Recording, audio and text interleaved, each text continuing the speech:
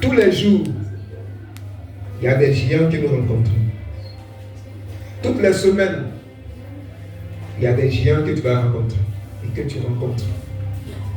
Tous les mois, il y a des géants. Et chaque année, il y a des géants que tu vas rencontrer.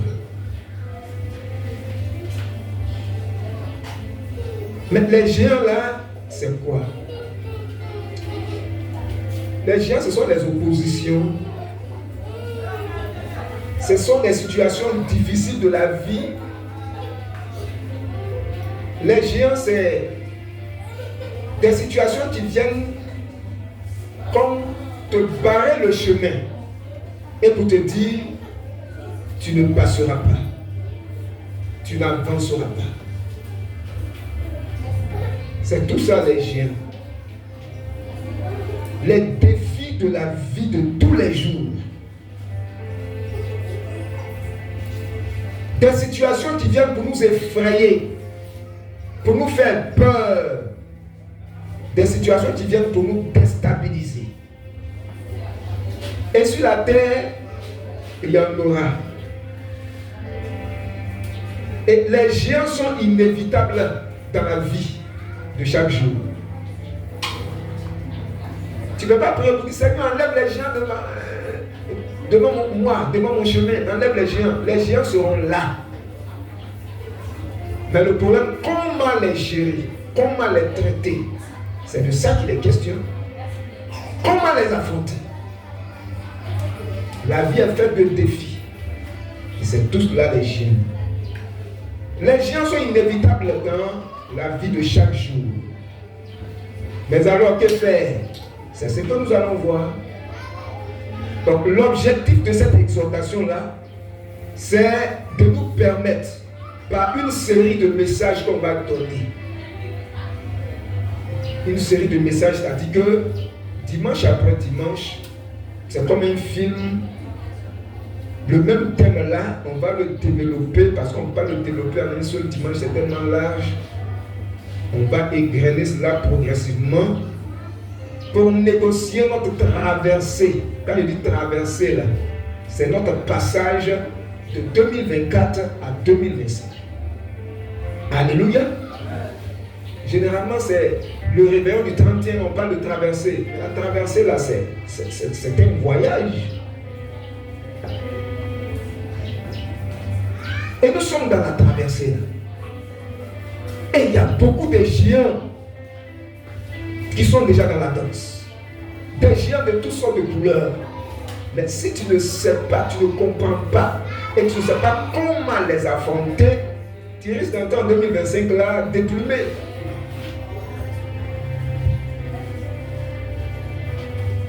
Sois un tueur de géants. Amen. Tu vas ouvrir ta Bible. Parce que ce qu'on va dire là, ce n'est pas une histoire drôle. C'est dans la parole. On ne va faire que commenter ce qui est dans la parole de Dieu. 1 Samuel, c'est dans l'Ancien Testament. 1 Samuel, chapitre 17.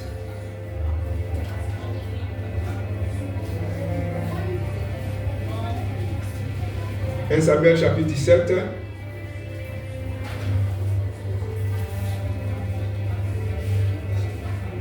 Celui qui tombe ce passage peut nous faire la lecture. 1 Samuel chapitre 17, verset 45 à 47. Un chapitre 17, verset 45 au verset 47. Un lecteur.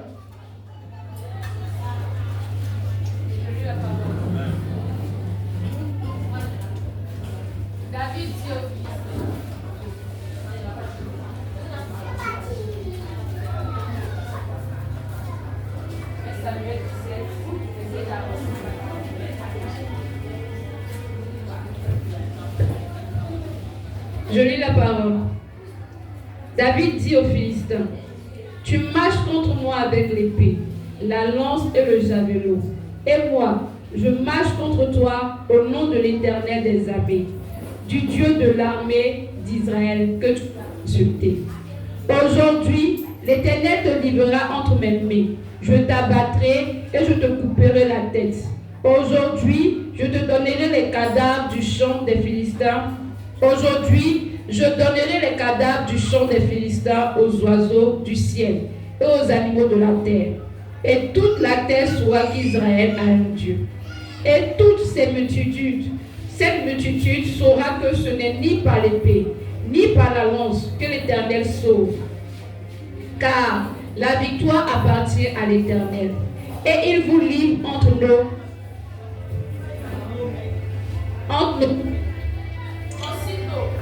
Le Philistin se mit en mouvement. Jusqu'au verset 47. Alléluia.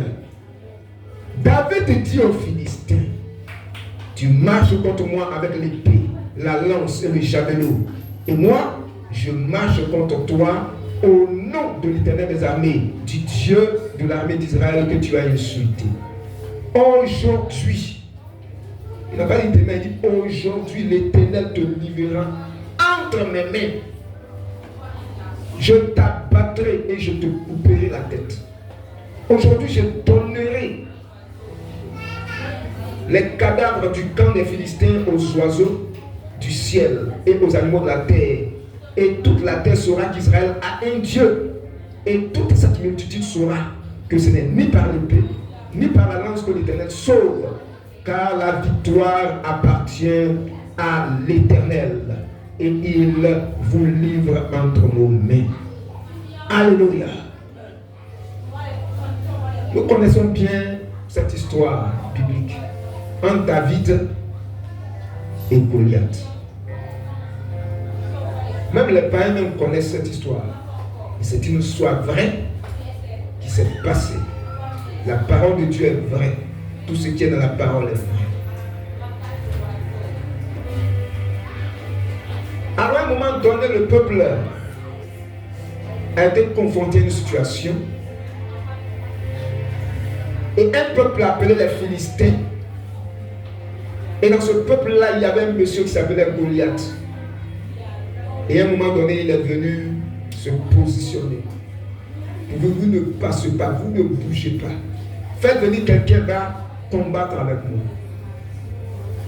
S'il me bat, alors vous avez la victoire. Si je le bats, nous avons la victoire. Voilà le géant. Pendant 40 jours, le peuple était bloqué. C'est ça le géant. Pendant 40 jours, un mois, 10 jours, le peuple d'Israël qui adorait le Dieu vivant était bloqué parce qu'il y avait un géant qui s'est positionné. Soit un tueur des géants. Ce matin, nous allons voir 3 grandes vérités concernant les géants de ta vie. Peut-être qu'on va voir une seule vérité. Pour ne pas que ça soit confus dans ton esprit. On va voir une seule vérité. Ça, c'est d'abord les vérités qu'on va voir. Au fur et à mesure, on va dire. 3 grandes vérités concernant les géants de ta vie. Parce que à chacun de nous, là, il y a des géants. Il ne faut pas dire, est-ce que moi, il y a des géants? Il y en a. Il y en a. La première vérité qu'on va voir aujourd'hui, c'est que tout géant va t'amener à te confronter à toi-même. Ça veut dire quoi? Quand un géant se présente devant toi, ça t'amène à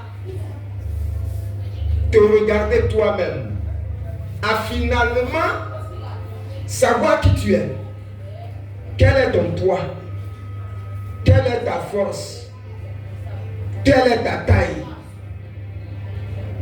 Quand tu regardes l'obstacle, quand tu regardes le géant, ça te donne le reflet. Et tu te regardes, tu as peur. Pourquoi tu as peur? C'est parce que le géant là te dit qui tu es, en réalité. Regardez le verset 10. On va lire. Lisez-moi le verset 10 du chapitre 17.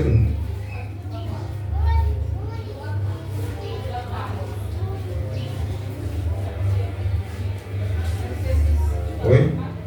Le Philistin dit encore, Je jette en ce jour un défi à l'armée d'Israël. Donnez-moi un homme et nous nous battrons ensemble. Verset 11. Saül le tout Israël entendit ces paroles du Philistin. Et il fut effrayé et saisi d'une grande. Vous voyez? Goliath a parlé. La Bible dit. Et il a lancé un défi. Comme on dit, il a garant le peuple. Donnez-moi un homme, va venir se battre avec moi. Si quelqu'un est garçon parmi vous, il n'a qu'à venir se battre avec moi. Et certainement la manière dont il parlait, sa voix, sa forme, sa taille. La Bible dit quoi? Saül et tout le peuple entendirent les paroles du Philistin, et il fut effrayé et saisi d'une grande crainte. Quand ils ont vu Goliath, quand ils ont entendu ces paroles, ça leur a donné eux-mêmes là la mesure de leur personne. Ils ont eu peur. Tout Goliath, c'est la première vérité qu'on est en train de voir comme avant aujourd'hui. Tout géant va t'amener à savoir les limites que tu as. Donc à te donner le reflet de toi-même, ta personne. Et ça c'est important. Et quand tu vois qui tu es, c'est ce qui fait que tu as peur. Parce que quand on parle de Goliath, c'est la situation, son ampleur, sa grandeur, la force de la situation qui se présente à toi. Et qui t'amène à te regarder toi-même. Par rapport à la situation là. Tant que tu ne comprendras pas cela, tu ne sauras pas comment affronter le géant. Parce que déjà tu te dis, le géant là, il est plus fort que moi.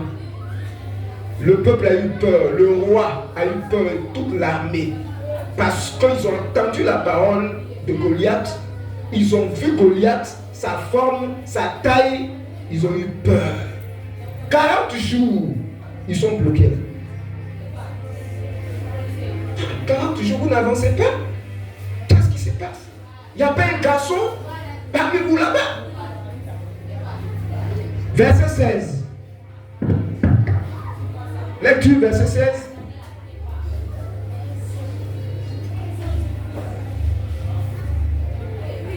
Verset 16. Ou bien je lis. Pendant 40 jours. Non. Ou bien tu as une autre version. Ok, c'est une autre version. Ok, lis. Pendant 40 jours, Goliath de Philistin se présenta matin et soir en face de l'armée d'Israël. Dans la version du second, il dit, le Philistin s'avançait matin et soir et se présenta pendant 40 jours. Vous voyez? Le géant s'est présenté pendant 40 jours. Quand le peuple se relève, on ne peut pas. Qui sont tes Goliaths ou les géants de ta vie? Il y en a un. Mais la première chose que tu dois savoir, c'est que les géants vont te donner des informations sur toi-même. Vont te donner des informations sur toi-même. Qu'est-ce que tu vois en réalité? Quel est ton poids? Quelle est ta taille? Quelle est ta force? N'est-ce pas?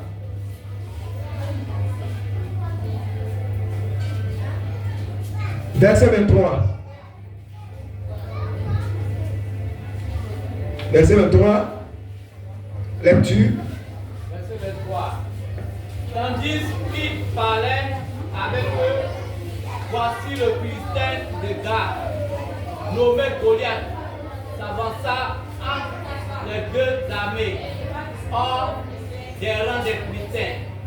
Il tint les mêmes discours que précédemment, et David les entendit. Ah. Le monsieur est venu encore. il a parlé encore les mêmes mots. Le peuple entendait cela, hein?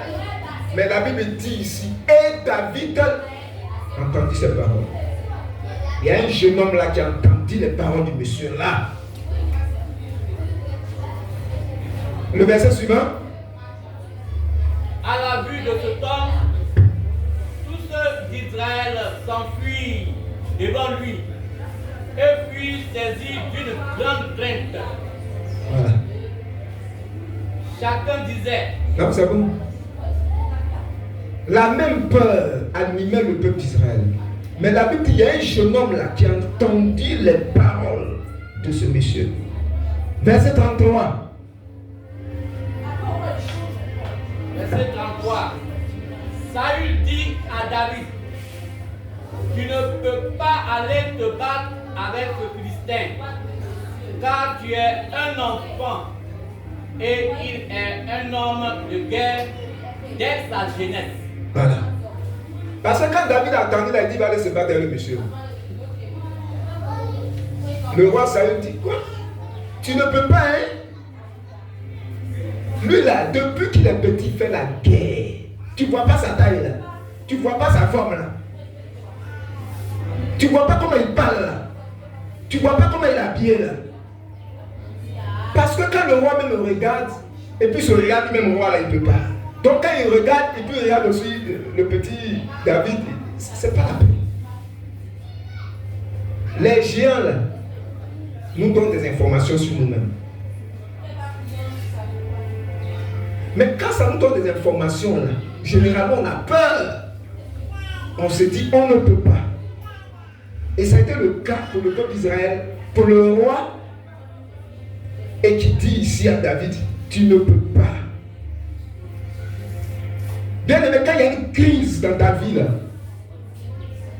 ça vient mettre en évidence ce que tu es. Ça vient mettre en évidence ce que tu es. Quand la situation devient compliquée là, ça vient révéler en fait qu'est-ce qui est en toi. Tu peux être fort physiquement. Tu peux être intellectuel. Tu peux avoir beaucoup de qualités. Mais devant une situation difficile, ça révèle ce qui est dans ton être intérieur. Parce que la force vient de l'intérieur. Nous sommes en train de voir 3 vérités concernant les géants de ta vie. Première vérité que nous voyons aujourd'hui, c'est que tout géant t'amène à te regarder toi-même, te donne des informations sur toi-même. Les situations et les défis ne font que révéler qui est le chrétien au plus profond de lui-même.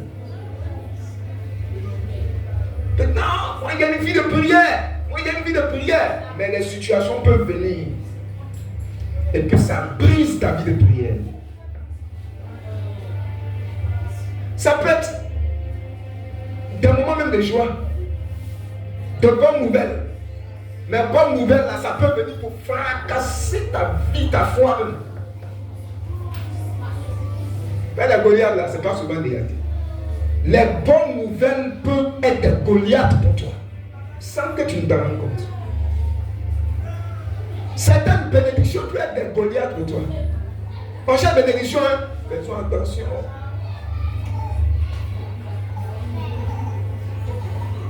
Nous sommes en train de voir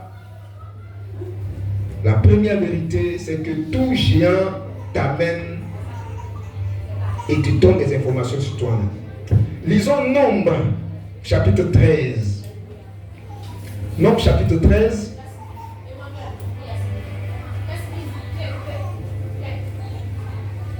Nombre, chapitre 13. Donc on va derrière. Verset 31 à 33. Celui qui tourne ce passage peut nous faire la lecture. Nombre 13, verset 31.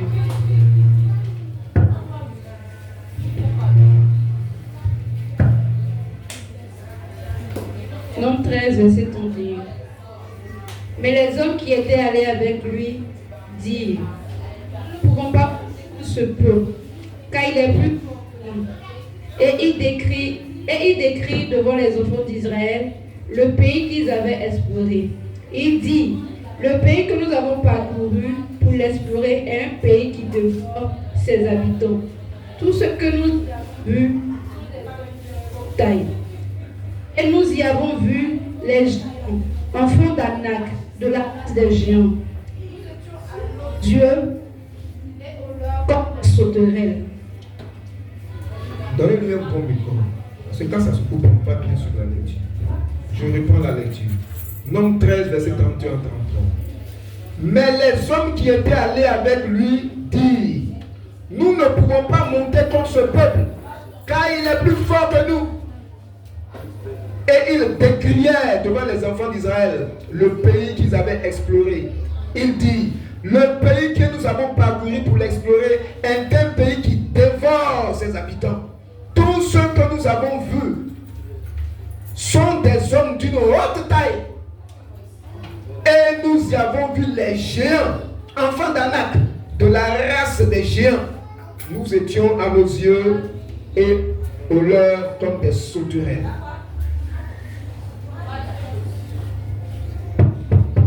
Dieu a promis de donner Canaan au peuple d'Israël. Et à un moment donné, Moïse a envoyé 12 personnes pour aller espionner le pays, pour voir le pays. Quand ils sont revenus, il y a 10 qui étaient en train de faire le rapport, un rapport négatif. Il dit non, le pays là, on ne peut pas. Ce qu'on a vu là-bas, là, c'est des géants, enfants d'Anak. Nous nous sommes vus à nos yeux comme des sauterelles. Eux-mêmes aussi nous sommes vus comme des sauterelles. Qu'est-ce qu'une sauterelle devant un géant? Et pourtant Dieu a dit, je vous donne le pays. Mais le pays là, il y avait des géants là. Bien aimé, il y a des bénédictions là. Tu ne vas pas entrer dedans comme ça. Tant que toi-même tu ne te montres pas un géant, tu ne vas pas avoir ça. Ben, c'est un géant qui combat un géant, on va arriver là-bas plus tard, mais pas aujourd'hui. Mais c'est là-bas en bas. Dieu promet un pays à son peuple, mais le pays n'était pas vide comme ça. C'était un pays occupé. Ils ont vu des géants, des gens armés, et ils disent on ne peut pas. Donc quand ils sont venus, on fait le rapport. Le peuple a commencé à pleurer. Moïse fallait nous laisser en Égypte. Tu vas nous amener là-bas, on va mourir. Mais il y a deux qui ont dit on peut y arriver. Mais ces deux-là, ils ont vu le pays. Les autres sont tous morts. Bien aimés, comme je l'ai dit tout à l'heure, les géants, ça y est là, on ne peut pas les contourner. Les géants nous donnent des informations sur nous-mêmes. Et tous ont vu les géants là. Jésus et Caleb, ils ont vu que c'est des géants. Mais ils ont dit on peut. Les autres disent on ne peut pas. Tout dépendra de la manière dont tu vois ces géants. Et de la manière dont tu te vois. Mais ce matin, on est en train de voir que tout géant te donne des informations sur toi-même. Il dit que tu es limité. Et c'est ce qui sème la peur dans ton cœur. Voici la fin de l'année. Il y a beaucoup de situations qui vont se présenter comme des géants.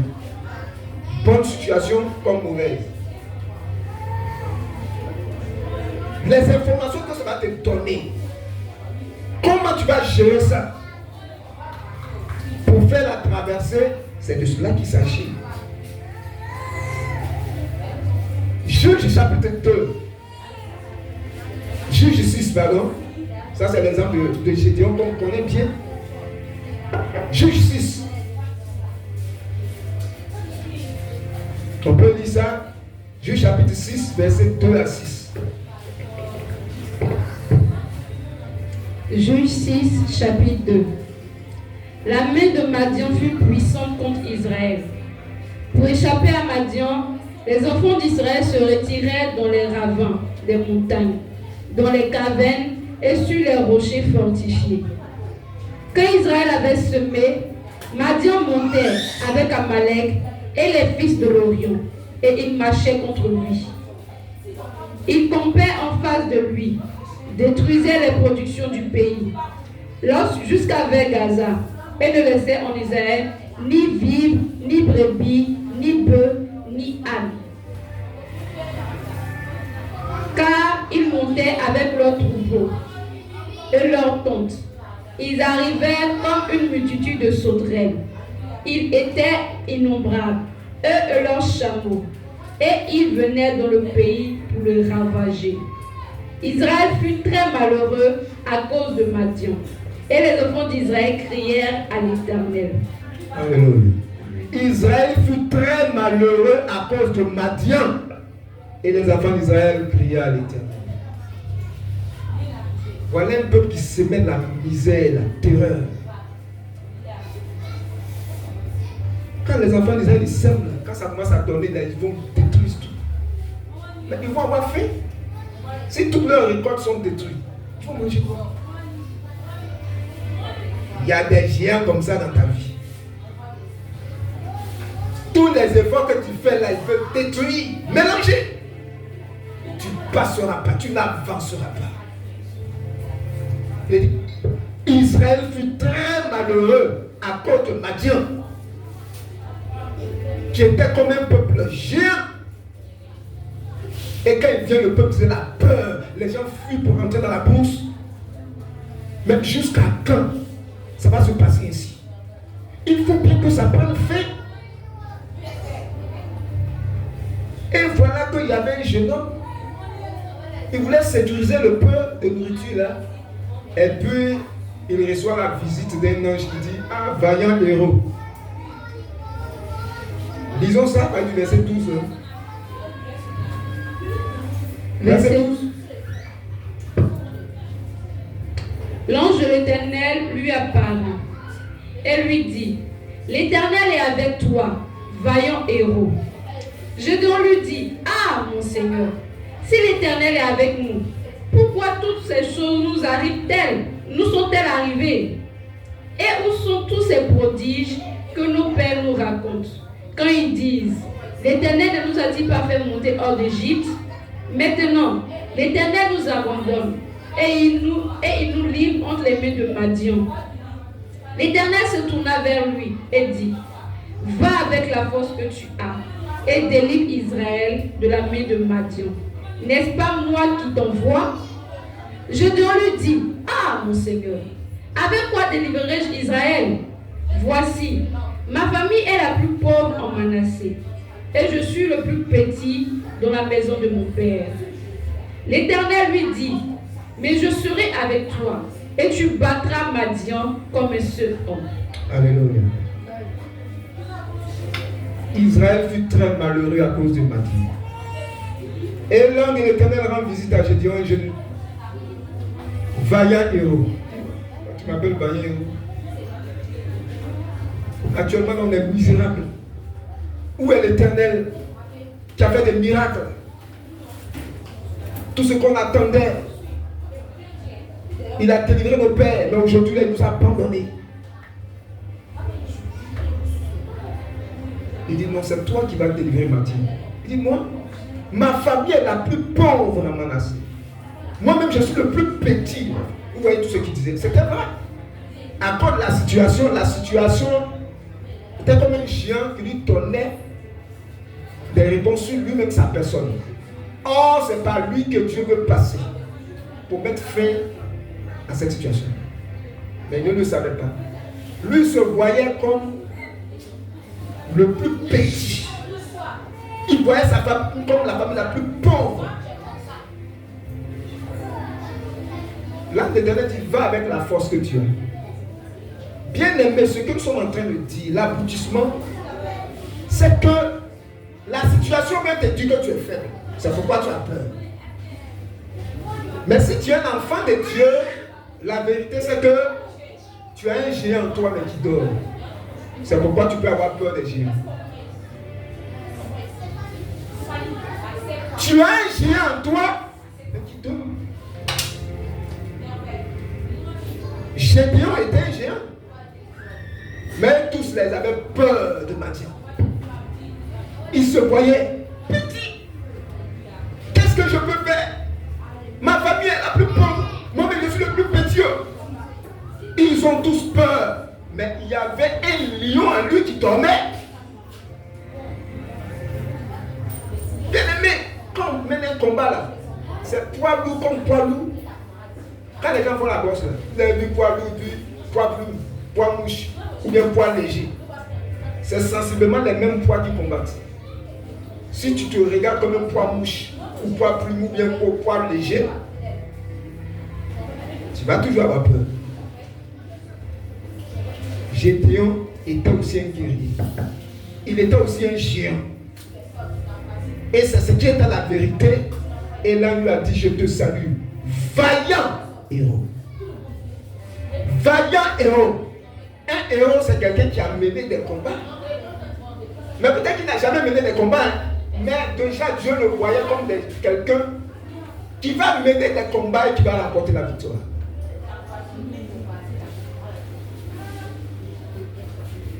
Bien aimé, les géants ne sont pas toujours faits pour te détruire. Ça t'amène à aussi être un géant. Ça, on va le voir le dimanche prochain. N'aie pas peur de tous ces géants qui se présentent. Les géants vont te dire qui tu es, que tu es faible, que tu ne connais rien, que tu es pauvre, que tu es limité, que tu ne peux pas bouger. Et tu vas dire, c'est vrai, hein? C'est vrai. Les géants, ça peut être des paroles que tu entends. Parce que Goliath, il parlait beaucoup. Il parlait, peut-être qu'il les insultait. 40 jours, il n'y a pas quelqu'un qui peut l'attaquer.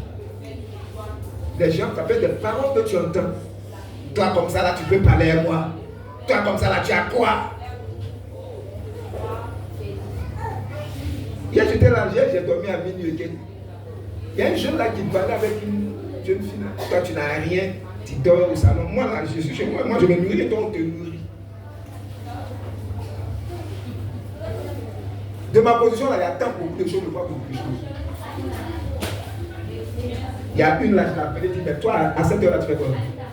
Il dit, ouais, de là-bas, là, moi, tu vois. Tu fais quoi? Parce que la caméra, là, il faut y aller. Bien aimé, c'est de ça qu'il s'agit.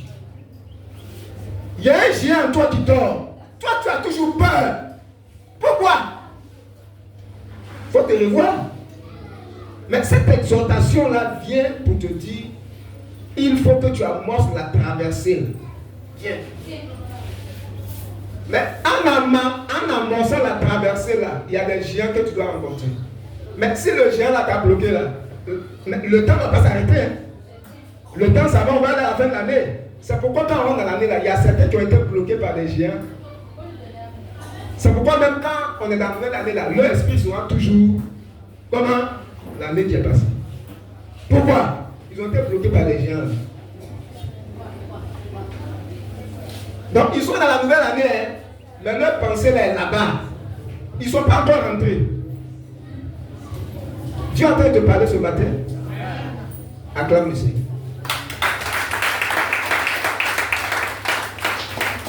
Il y a des gens là, crise de 2002 ou quoi là, il y a des gens qui les ont bloqués là-bas.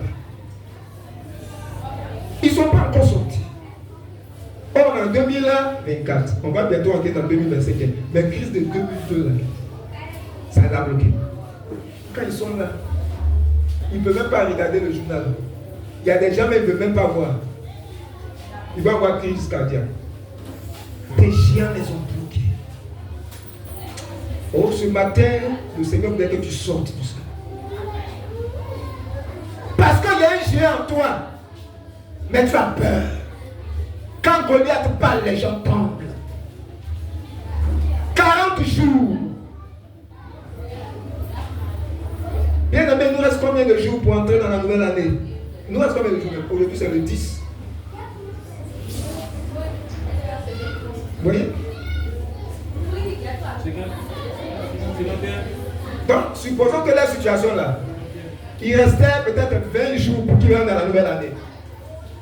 Et puis, Goliath a bloqué 40 jours. Ça veut dire qu'ils sont dans la nouvelle année, mais ils sont tous bloqués.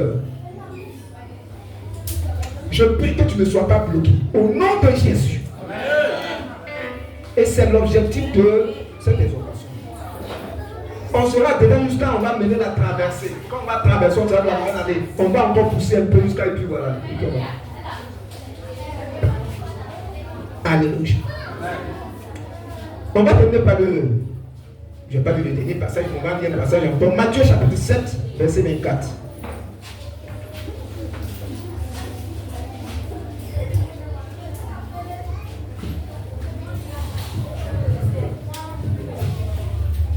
Matthieu 7, 24. C'est pourquoi, quiconque entend ces paroles que je dis et les met en pratique sera semblable à un homme prudent qui a bâti sa maison sur le roc. La pluie est tombée, les torrents sont venus, les vents ont soufflé et se sont jetés contre cette maison. Elle n'est point tombée parce qu'elle était fondée sur le roc. Mais quiconque entend ces paroles que je dis et ne les met pas en pratique sera semblable à un homme insensé qui a bâti sa maison sur le sable. La pluie est tombée, les torrents sont venus, les vents ont soufflé et ont battu cette maison. Elle est tombée et sa ruine a été grande. Alléluia. Dans cette image-là, la maison, là, c'est toi.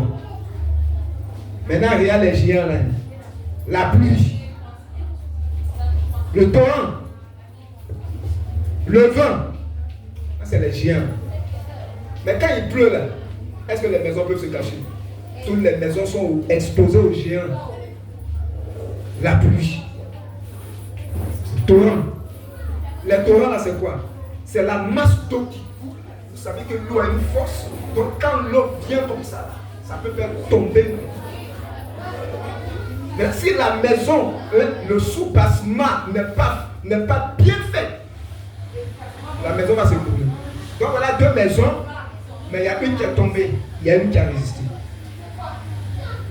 Il faut que ta vie soit bien bâtie. C'est là le géant. Le géant dort en toi, mais il faut que ta vie soit bâtie pour que ce géant-là, qui est en toi aussi, là, se réveille. Sinon tu auras peur des géants, la pluie, les torrents, le vent. Ça va souffler. Mais une des maisons était bâtie sur le roc. Mais il y a une autre qui était bâtie sur du sable. Bien aimé, les paroles que nous prêchons là, il faut que ça soit dans ton cœur. L'église là, c'est pas bénédiction, bénédiction, bénédiction. Oui, tu es béni. Mais tout n'est pas fait de bénédiction. Tu es chrétien pour que Dieu te bâtisse. Dieu te construise. Jésus a dit, je bâtirai mon église. Et les portes du séjour des morts ne prévaudront point contre elle. La porte du séjour des morts là, voilà un géant. Donc là où l'église est bâtie, les portes du séjour des morts ne prévaudront point contre elle. Il faut que tu sois bâti, tu sois construit par la parole de Dieu. Pour que le géant qui est en toi sorte pour résister. Mais ça, on en parlera plus tard. Mais c'est un avant-goût que je te donne. Mais ce matin, tu dois comprendre que tout géant va te donner des informations sur toi-même. Et tu vas avoir peur. C'est ce qui était le cas avec Goliath. Quel est le géant de ta vie? Je te pose encore la question. Quel est le géant de ta vie? Je vais te dire un géant de ma vie. Ça va te permettre d'être, ça va éveiller un peu ton esprit. Je vais te dire un géant de ma vie. Là, il y a des géants, c'est des situations. Je suis marié depuis mars 2012. C'est le 17 mars 2012. On dit ça fait combien d'années? 12 ans. Il n'y a pas enfant. Ouais, la situation, ça c'est un géant. Vous connaissez en Afrique? C'est ça, j'ai la blanc là, bon, il n'y a pas trop de problème. En Afrique, quand tu es marié, les gens vont dire que c'est pour eux que tu es marié. Quand on va en famille, il y a dans les yeux. 12 ans, c'est pas 12 jours.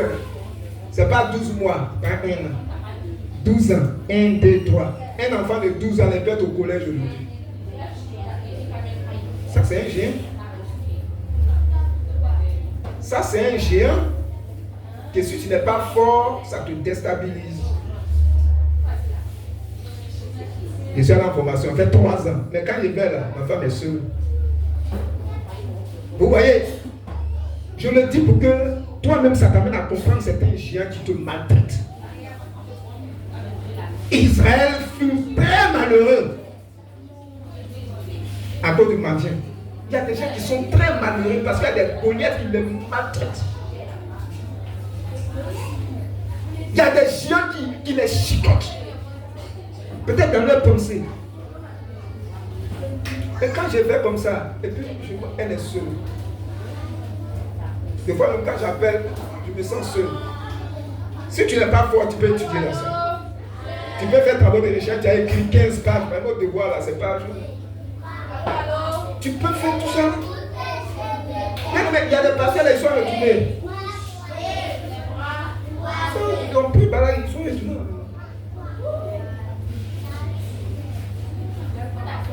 Quelle force tu vas avoir même pour te tenir sur la chair pour prêcher? Toutes tes prédications, ça sera des plaintes peut-être, des lamentations.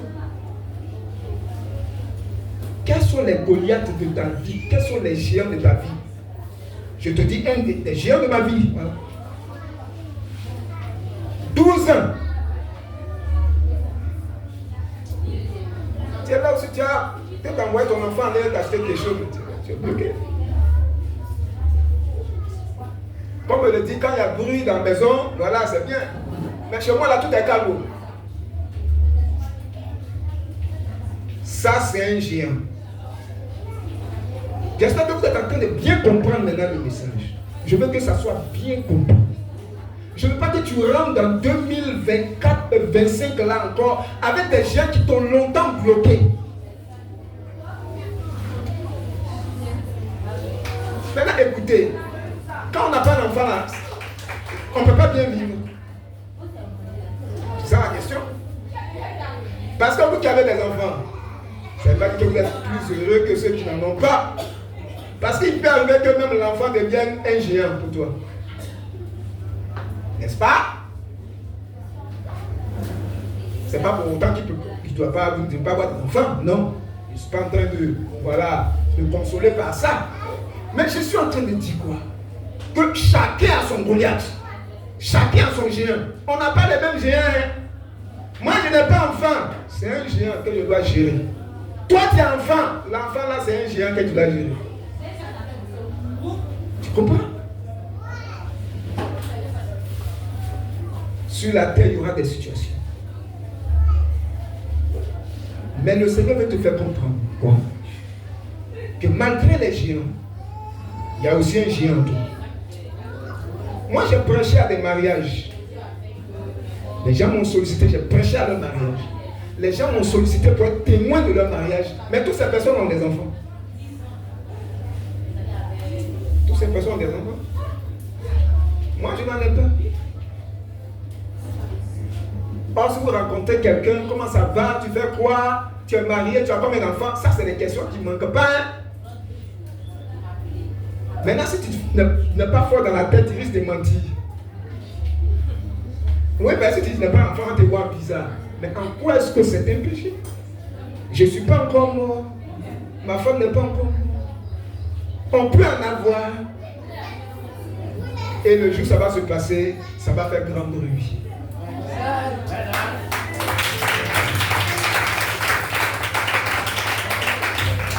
On consacre les enfants.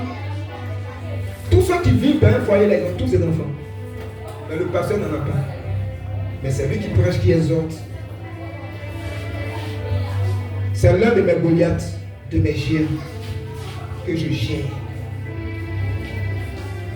Qui sont tes Goliaths? Qui sont tes géants?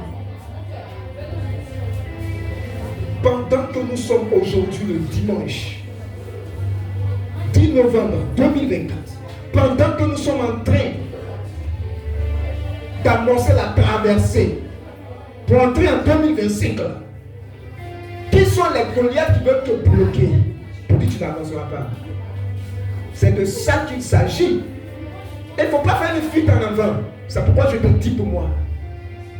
Pour que toi-même tu sois honnête, sincère avec toi-même dans ton cœur. Pour dire, ça là, c'est mon géant là qui est là. Des fois on dit non, il ne faut pas regarder le problème comme quoi. Regarde. Vois la hauteur, vois la taille, vois la profondeur du Goliath là, vois son poids. Il ne faut pas détourner tes yeux. Mais ça te donne des informations sur toi. Voilà. C'est ça qui est bon. Et quand c'est comme ça, maintenant tu regardes à Dieu. Parce qu'il y a un Goliath en toi aussi qui dort. Il y a un géant en toi qui dort. Mais le combat se passe entre géants. Et on va le voir les jours suivants. David était un jeune. Mais il y avait un géant qui dormait en lui. Quand il est arrivé, il dit, mais c'est qui insulte? Mais qui est ce païen, ce circoncis là, qui insulte l'armée de Dieu? Son cœur était chaud comme ça. Son cœur était chaud, il voulait faire palabre. Mais ce n'est pas palabre pour lui-même. Parce qu'ils ont insulté l'armée de Dieu. Ils ont insulté Dieu. Quand ton cœur est chaud, tu veux faire palabre pour toi-même. Mais les chiens qui plantent ta vie là, tu ne peux rien faire.